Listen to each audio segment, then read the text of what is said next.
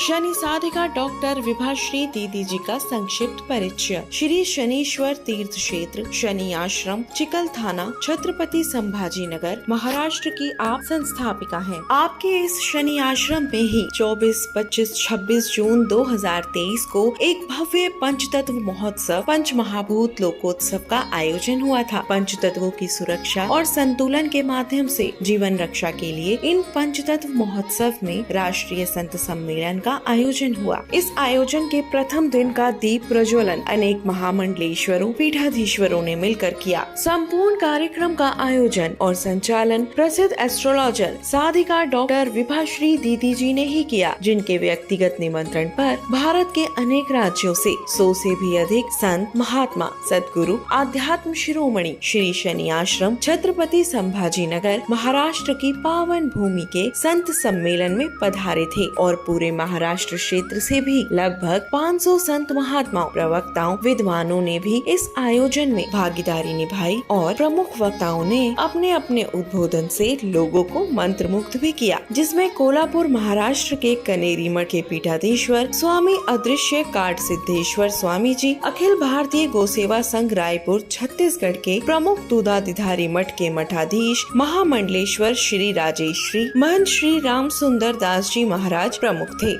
साथ ही बीजेपी के राष्ट्रीय प्रवक्ता श्री सुधांशु त्रिवेदी और नारी रत्न राजेश्वरी मोदी उर्फ राज दीदी नारायण रैकी सत्संग परिवार मुंबई ने अपनी ओजस्वी मोटिवेशनल वाणी से सभी को मंत्रमुग्ध किया। 3 दिनों में 30 से अधिक वक्ताओं को सुनने का सौभाग्य मिला। शनि साधिका डॉक्टर विभाश्री दीदी जी के द्वारा संचालित इस राष्ट्रीय संत सम्मेलन की ज्ञानवर्धक झलकियां शनि साधिका दीदी जी के ही ज्ञानवर्धक कार्यक्रम सुभारती टीवी के सुभारती संवाद साधिका डॉक्टर विभाश्री दीदी जी के साथ कार्यक्रम का महत्वपूर्ण हिस्सा भी बनी। इस पूरे 3 दिवसीय संत सम्मेलन में साधिका डॉक्टर विभाश्री दीदी जी की सुपुत्री अभिनेत्री विभूति शर्मा जी ने अपना महत्वपूर्ण योगदान दिया और सभी संत महात्माओं अतिथियों की स्वागत व्यवस्था को संभाला।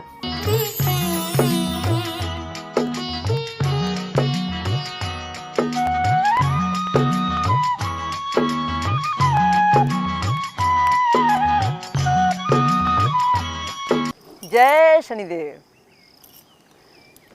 मैं शनि साधिका डॉक्टर विभाश्री दीदी शनि आश्रम औरंगाबाद महाराष्ट्र की ओर से आपका अभिनंदन करती हूँ। शनि आश्रम यहाँ से संचालित हुआ था एक बहुत बड़ा राष्ट्रीय संत सम्मेलन। हमारे शनि आश्रम महाराष्ट्र में हमने जून महीने में 2023 में पंचतत्व महोत्सव का आयोजन किया था। इस पंचतत्व महोत्सव में हमने पंचतत्वों पंच महाभूतों की सुरक्षा के लिए और संतुलन बनाए रखने के लिए लोगों से आह्वान किया था।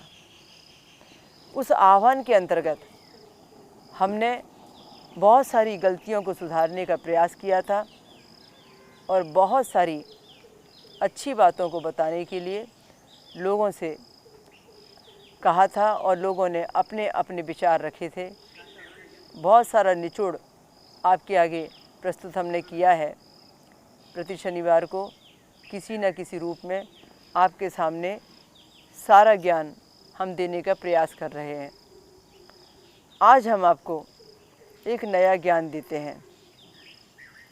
हमारे सम्मेलन में ये प्रस्तुत किया गया कि जब पंच तत्व बिगड़ेंगे तो आज से 10 साल बाद का जीवन कैसा होगा। वैज्ञानिक कहते हैं,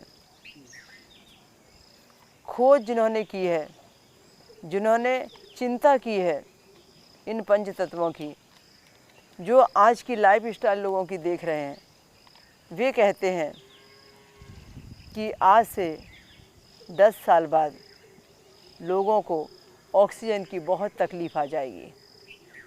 पृथ्वी पर जल इतना कम हो जाएगा कि हमें पीने के पानी को खरीदना पड़ेगा और बाल्टी भर पानी से जो नहाते हैं वो बोतल भर पानी से नहाना पड़ेगा। वायु का प्रदूषण इतना हो जाएगा कि हम खुली हवा को खोजने लगेंगे। इतनी ज़्यादा गर्मी बढ़ जाएगी कि एसी की हवा भी ठंडी नहीं रह जाएगी। हमारी ऊर्जा इतनी कम हो जाएगी कि कई घंटे हमें लाइट की कटौती मिलेगी और प्रकाश कम मिलेगा। पृथ्वी पर उर्वरा शक्ति नहीं रह जाने के नाम से हमारी फसल को वो प्रगति नहीं मिलेगी जो आज है। किसान फसल के लिए जो आज जाना जाता है वह आगे चलकर फसल ठीक नहीं होने के नाम से अपनी तकलीफ़ों से भर जाएगा। और हमें जब अन्न नहीं मिलेगा तो ये जीवन कैसा होगा। ये चिंताजनक विषय था। यह चिंता दूर करने के लिए उपाय खोजने वाला विषय था। सारे संतों ने मिलकर इस पर चर्चा की। सारे संतों ने अपने अपने सुझाव दिए। ऐसा क्या करें कि हमें पीठ पर सिलेंडर बांध कर न घूमना पड़े। ऐसा क्या करें कि हमारी पृथ्वी की उर्वरा शक्ति फिर से वापस आए। ऐसा क्या करें कि जल हमें भरपूर मिले। ऐसा क्या करें कि शुद्ध वायु हमारी श्वास को मिले, आकाश दुर्गंध और प्रदूषण भरा ना हो। इस पर गहरा चिंतन किया गया, क्योंकि ये सारे पंच तत्व आकाश, वायु, अग्नि, जल और पृथ्वी जिस तरीके से बिगड़ रहे हैं, जिस तरीके से असंतुलित हो रहे हैं, इस बात को घोषित कर रहे हैं कि आने वाला भविष्य बहुत तकलीफ़दायक है। आने वाला भविष्य हमारी पीढ़ी के लिए उज्जवल नहीं है। हमारी पीढ़ी जब हमसे जवाब मांगेगी कि आपके समय में ऐसा था और आपने हमारे समय को कैसा बना दिया, तो हमारे पास जवाब नहीं रह जाएगा। यदि हम आज नहीं सुधरे तो हम कभी भी नहीं सुधर सकते। हमें आज ही बदलना पड़ेगा। आज से अब से इसकी शुरुआत करनी पड़ेगी। हमने देखा कि किस तरीके से हम खेत खलियान जला देते हैं, बिल्कुल बेरहमी से। हमने देखा कि कितना ज़्यादा हम रासायनिक खादों का उपयोग बार बार कर रहे हैं। फलों से लेकर सब्जियों से लेकर हर प्रकार के खाद्य पदार्थों में हमारी होड़ लगी है कि रासायनिक खाद डालने से हम फसल अच्छी पाएंगे, जबकि ऐसा है नहीं। हमारी लाइफ इतना ज़्यादा बिजी हो चुकी है कि हमें हमारी तरफ भी ध्यान देने का समय नहीं है और हम अपने खान पीन का भी ध्यान नहीं रखते हैं। हमारी लाइफ स्टाइल में हमने बर्बादी जोड़ रखी है। कितनी हम जल की बर्बादी करते हैं, कितनी अन्न की बर्बादी करते हैं, कितनी हम वायु को नष्ट करते हैं और कितना ज़्यादा हम लाइट की बर्बादी करते हैं, ऊर्जा को नष्ट करते हैं। चिंतन हुआ इस विषय के ऊपर में कि यदि इसी तरह पृथ्वी की उर्वरा शक्ति घटती रही, इसी तरह से हमने हरी भरी पृथ्वी को हरा भरा न छोड़कर जंगल बना दिया या हमने वहाँ पर महल दो महले खड़े कर दिए, तो महल दो महले तो रह जाएंगे, पर महल दो महलों में रहने वाला जीवन नहीं रह जाएगा। यदि आपको महल दो महले में रहने का सुख चाहिए तो पहले आपको इस प्रकृति को बचाने के लिए 2 कदम आगे बढ़ना पड़ेगा।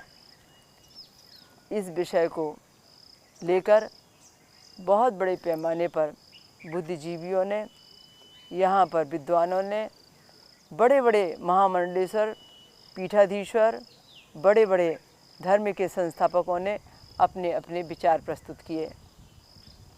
छोटे से टिप्स के आधार पर हम उन विचारों के ऊपर में ध्यान से चर्चा करते हैं। हम बात करते हैं आकाश की। यदि हम आकाश तत्व को सुरक्षित रखते हैं तो ही हम ठीक से सुन पाएंगे, क्योंकि कान का, श्रवण इंद्रिय का गहरा रिलेशन आकाश तत्व से है। तो आकाश तत्व को सुरक्षित रखने के लिए, आकाश तत्व को ऊर्जावान रखने के लिए हमें ज़रूरी है कि हम महीने में 1 या 2 बार घी से अपने घर में हवन करने की आदत डालें। जो हवन के अंदर में जो घी को जलने के बाद की जो सुगंधी होती है, जो जलने के बाद सुगंध का जो धुआं होता है, उसके अंदर में जो ऊर्जा शक्ति होती है आकाश में विलीन होकर वो जो ऊर्जावान हो जाती है और उससे 5 तत्वों में विलीन हो जाती है, वह आश्चर्यजनक रूप से हमारे जीवन को बदलती है। आप देखिए, कोई घी यदि आप 2 चम्मच भोजन के रूप में खाते हैं तो उसका लाभ, और कोई घी यदि 2 चम्मच अग्नि में डालते हैं तो उसका लाभ, दोनों में बहुत फ़र्क पड़ता है। जो घी आपने खाया है वो सिर्फ आपके शरीर को लाभ देगा और उसका लाभ कुछ घंटे कुछ दिन का होगा, पर जो घी आपने जलाया है उसका लाभ न जाने कितने प्राणियों को मिलेगा। जब वो अग्नि में जाता है तो अग्नि तत्व से मिल जाता है, जब वो धुआं बन के ऊपर उड़ जाता है तो जाकर सीधा आकाश तत्व में विलीन हो जाता है। जब वो सुगंध फैल जाती है तो पृथ्वी तत्व बन जाती है। जब उसकी गर्मी को बाष्पीकरण मिलता है और बारिश के पानी से मिल जाता है तो वो जल तत्व बन जाता है। एक हवन की आहुति आपको कई लोगों को जीवन दान देने को कहती है। एक चीज़ जो सुगंधित थी उसकी सुगंध सिर्फ आप नहीं ले रहे होते, उसकी सुगंध वातावरण में व्याप्त सारे प्राणी मात्र ले रहे होते हैं। इसलिए यह हमारे वेदों में जो हवन पद्धति है ये पंच तत्वों से संबंधित एक बहुत बड़ी चिकित्सा है। तो हमें हमारे जीवन में हवन करने की आदत, यज्ञ करने की आदत अपने घर से ही शुरुआत करनी चाहिए, डालनी चाहिए, और ये पंच तत्वों को सुरक्षा और संतुलन बनाए रखने के लिए एक अच्छा प्रयास है। हमें जो भी ऊर्जा है उसको बचाने पर ध्यान देना है। हम कहीं भी जाएं और कहीं लाइट बेवजह जल रही होती है तो हमारा प्रयास होना चाहिए कि ऊर्जा को नष्ट होने से बचाएं, वहाँ लाइट को बंद करें, हमारे देश को क्षति न पहुँचाएं।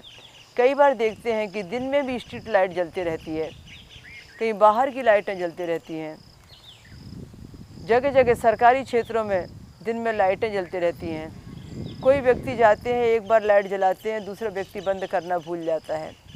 जहाँ कहीं भी आप राष्ट्र का नुकसान देखें, चाहे वो भवन आपका हो या ना हो, आपको चाहिए कि ऊर्जा को बचाइए, आपको चाहिए कि अग्नि तत्व को बर्बाद होने से रोकिए।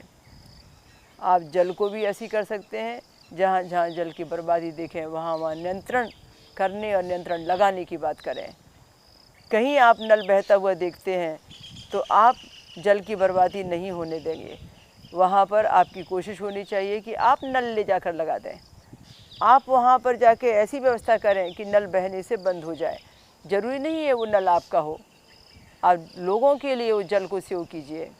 जहाँ कहीं भी आपको लगता है कि यहाँ पर पीने का जल होना चाहिए, आपकी तरफ से रखिए। जहाँ होना चाहिए कि यहाँ जल सुरक्षित होना चाहिए तो उसकी सुरक्षा का उपाय कीजिए। आप जल को बर्बाद होने से, बहाने से बचाइए। लोग बहाना लगा लगा कर जल बहाते हैं, कभी गाड़ी धोने के नाम से, कभी भवन धोने के नाम से, कभी और कोई चीज़ें धोने और सफाई क्लीनिंग के नाम से। वह पोंछा लगाकर वह कम समय में, वह कम पानी में भी काम किया जा सकता था जो हमने जल की बर्बादी की है। व्यक्ति आधी बोतल पानी पीकर आधी बोतल छोड़ देता है, व्यक्ति आधा गिलास पानी पीकर आधा गिलास फेंक देता है। ये सब जल को नुकसान पहुंचाते हैं और पंच तत्व से संबंधित ये जल तत्व हमारे लिए महत्वपूर्ण है। इसको सेव कीजिए, इसको नुकसान होने से बचाइए, तभी ये आपको साथ देगा। तो मैंने तो एक छोटी सी बातें, कॉमन बातें जो रोज़ की रूटीन वाली हैं वो बताने का प्रयास किया है। इसका तो बहुत लंबा विचार है कि कितने सारे हम गलत तरीके से जल को नुकसान दे रहे हैं और कितना सेव कर सकते थे जो नहीं कर पा रहे हैं। अब हम आपको ले चलते हैं संत समाज की ओर, जहां हमने बहुत अच्छे अच्छे विद्वान संतों से प्रसिद्धि प्राप्त किए हुए संतों से हमने उनकी बातें सुनी, उनकी वाणी के अमृत को हमने पिया और उनकी वाणी का अमृत पान करके हमें ऐसा लगा कि हम भी ऐसा जीवन जिएं कि एक दिन ही जी मगर इंसान बनकर जी, हम भी लोगों को नया जीवन दें। और वह रहस्य, वह ज्ञानवर्धक बातें, वह जीवन बदलने वाली बातें हम आपको सुनाने जा रहे हैं। हम कुछ देर के लिए हमारे संत सम्मेलन की ओर से आपको उन संत से आशीर्वाद दिलाने का प्रयास कर रहे हैं जिन्होंने हमारे शनि आश्रम औरंगाबाद महाराष्ट्र में आकर अपना बेशकीमती समय देकर ज्ञान से सबकी झोलियां भरी। देश के कोने कोने से यहाँ उपस्थित जितने भी संत, महंत, सन्यासी, महामंडलेश्वर, आचार्य महामंडलेश्वर, जगत गुरु, जितने भी संत भगवान पधारे हैं, सबसे पहले मैं उनके चरण कमलों में साष्टांग प्रणाम निवेदित करता हूँ और उनका आशीर्वाद मानता हूँ। दीदी ने इतना सुंदर कार्यक्रम आयोजित किया है, कितना श्रम लगा होगा, कितनी परेशानियां उठानी पड़ी होंगी, लेकिन लोक हित की चिंता के लिए आज के सबसे बड़े ज्वलंत मुद्दे को इन्होंने अपनी इस गोष्ठी का विषय बनाया। और मेरा सौभाग्य ये कि आज मुझे इस विषय पर दिव्य संतों के दिव्य वचनों को सुनने का सौभाग्य प्राप्त हुआ। बड़ा मन आह्लादित है। हमारे पूर्व 3-4 संत भगवान बोल चुके हैं और जितना पंचभूतों के बारे में विस्तार से उन्होंने बताया,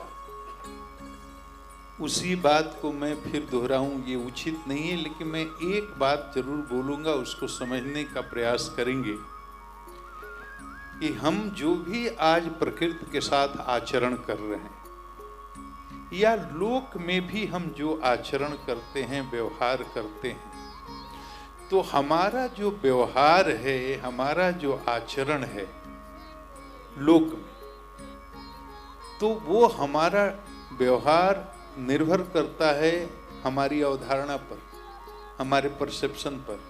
हम जैसा परसीव करते हैं उसी परसेप्शन के हिसाब से बाहर एक्ट करते हैं, रिएक्ट करते हैं या रिस्पॉन्ड करते हैं। तो हमारा सारा एक्शन, हमारा सारा रिएक्शन, हमारा सारा रिस्पॉन्स जो बाह्य जगत में है, वो हमारी पर्सनालिटी पर डिपेंड करता है। हमारी पर्सनालिटी हमारे परसेप्शन से बनी हुई है, हमारे अपने बिलीफ सिस्टम हैं, हमारे अपने वैल्यू सिस्टम हैं, हमारे अपने मूल्य हैं। ये हमारी पर्सनालिटी बनती कैसे है, ये हमारा व्यक्तित्व बनता कैसे है, क्यों कुछ लोग पंचभूतों की शुद्धि को महत्व देते हैं, क्यों कुछ लोग इसे बहुत ज़्यादा महत्व देते हैं और इसकी शुद्धि के लिए सतत प्रयत्नशील रहते हैं, अपना तन मन धन और संपूर्ण जीवन समर्पित कर देते हैं, और क्यों कुछ लोग इसकी परवाह ही नहीं करते। तो ये हमारी सोच पर निर्भर करता है, और हमारा आचरण हमारे सोच पर निर्भर करता है, हमारी सोच हमारे बिलीफ सिस्टम पर निर्भर करती है, मतलब हमारे संस्कार पर, तो हमारे व्यक्तित्व पर। और हमारा व्यक्तित्व बनता कैसे है, हमारी पारिवारिक पृष्ठभूमि, हमारी सामाजिक पृष्ठभूमि, हमारी सांस्कृतिक पृष्ठभूमि, हमारी आध्यात्मिक पृष्ठभूमि, हमारी भौगोलिक पृष्ठभूमि ही कि हम यहाँ पैदा हुए हैं, कहीं और अफ्रीका में पैदा हुए तो हमारे मूल्य अलग होंगे, हमारा परसेप्शन अलग होगा, हमारा व्यक्तित्व अलग होगा। हमारी आस्था अलग होगी, हमारी मान्यताएं अलग होंगी, हमारा व्यक्तित्व भी अलग होगा। कोई इंग्लैंड में उत्पन्न हुआ, जन्म हुआ, तो उसकी मान्यताएं, उसका बिलीफ सिस्टम, उसकी पर्सनालिटी अलग होगी। तो हमारी पारिवारिक पृष्ठभूमि, हमारी सामाजिक पृष्ठभूमि, हमारी सांस्कृतिक पृष्ठभूमि, हमारी आध्यात्मिक पृष्ठभूमि, हमारी शैक्षणिक पृष्ठभूमि, और ये सारी चीजें मिल करके हमारे व्यक्तित्व का निर्माण करती हैं। इसमें दो और महत्वपूर्ण बातें हैं। हमारा exposure to the outer world, दुनिया का हमारा अपना एक्सपीरियंस और एक्सपोजर, ये भी एक महत्वपूर्ण बात है।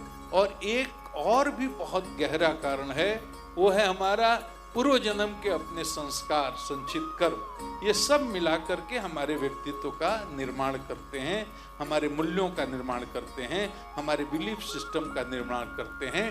तो हमारी आचार्य परंपरा ने, सनातन धर्म में हमारी ऋषियों ने जिन मूल्यों की स्थापना की, वो बड़े बड़े गंभीर मूल्य हैं।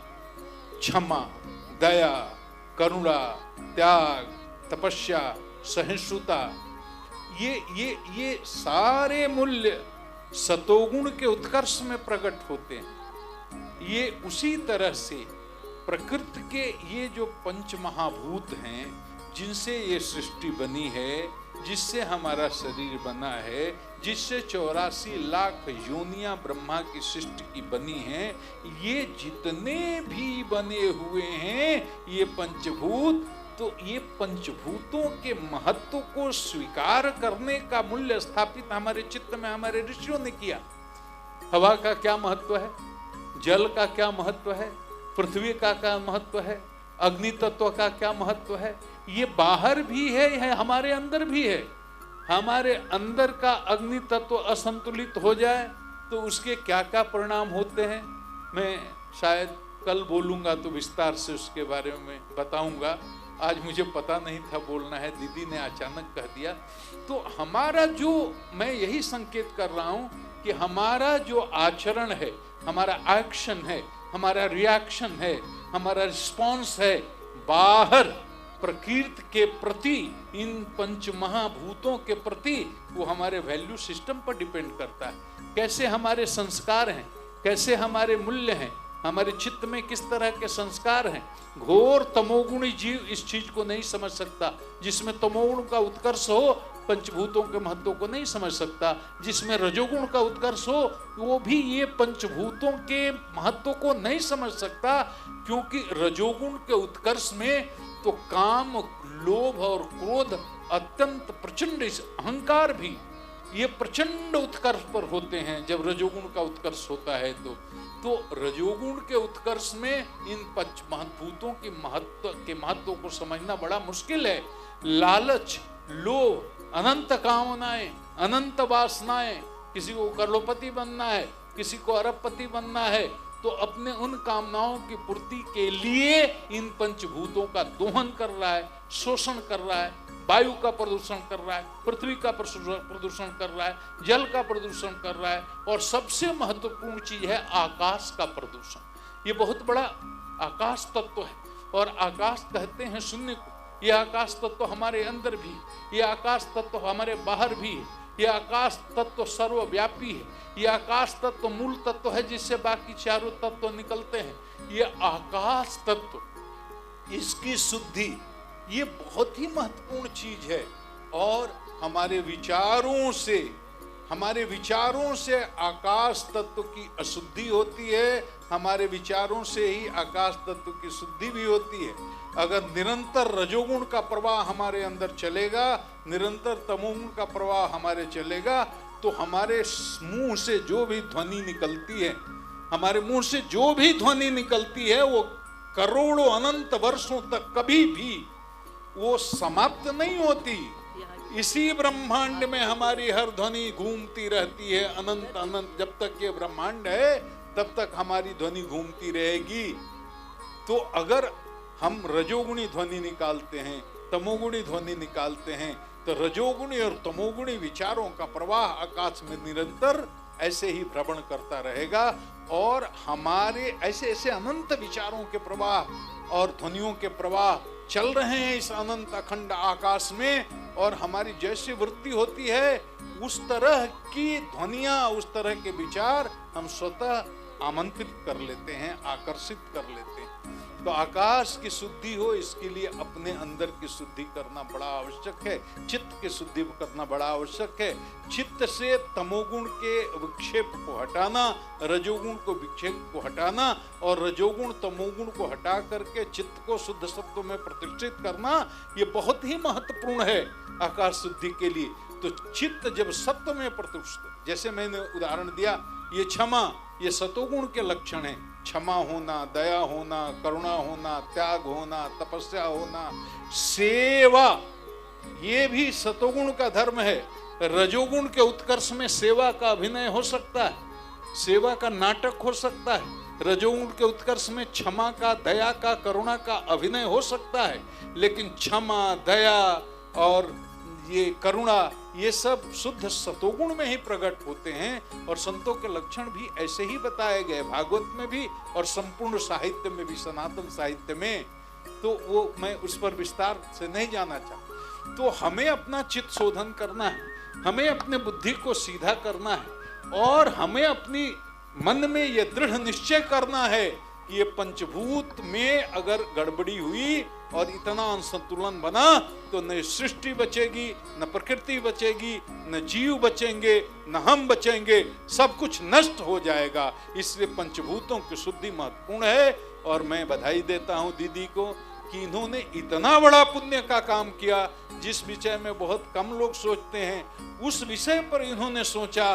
और जैसा हमारे आदरणीय एक संत भगवान कह रहे थे कि बड़े बड़े देशों में बड़े बड़े खर्चे के साथ एयर कंडीशन हॉल में और सरकारी पैसे से बड़े बड़े समारोह होते हैं, पंचभूतों पर चर्चा भी होती है, लेकिन वो विचार आम जनता तक नहीं पहुंच पाते। दीदी ने एक गांव में, एक जिला मुख्यालय में और गांव के लोगों के बीच में किया है कि ये बीज एकदम एक एक आदमी तक जाए। और सारे संत भगवान को आमंत्रित किया है कि संत भगवान तो भ्रमणशील होते हैं, इनके अनंत शिष्य हैं, शिष्य परंपरा है, इनके माध्यम से पंचभूतों के शुद्धिकरण की चिंता गांव के एक एक व्यक्ति तक पहुंचे और सब लोग सक्रिय रूप से, सामूहिक रूप से इसके लिए प्रयत्न करें, ताकि वायु शुद्ध हो, वायु का प्रदूषण रुके, जल का प्रदूषण रुके, अग्नि का प्रदूषण रुके, इत्यादि इत्यादि।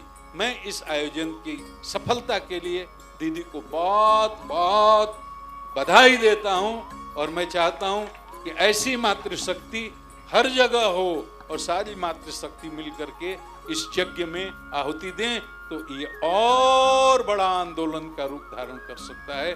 तमाम जितने संत भगवान यहाँ उपस्थित हुए हैं, दास का आपके चरणों में बहुत बहुत विनम्र प्रणाम पुनः पुनः। धन्यवाद। ओम शांति।